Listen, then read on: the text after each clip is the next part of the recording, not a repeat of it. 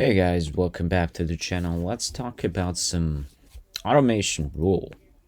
So within this automation rule, what I want to do is if a specific issue has been transitioned from open to in progress, and if this issue is having the highest priority, then I'm going to assign this to a line of grant, for example. So how do we actually do this? For a trigger,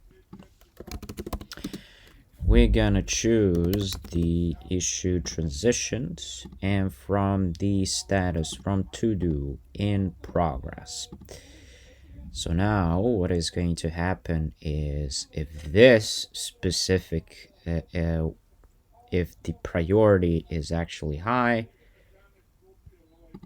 then we are gonna assign this to the aligner grant. So we're gonna look for the priority. I'm going to say the priority equals to highest. And then what we're also going to do is for the action, we're going to say assign this issue to, and where I'm going to specify the user. This is going to be Alana Grant.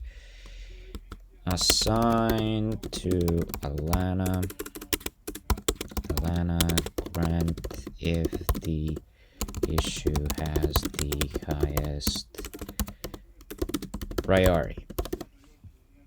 Turn on the rule.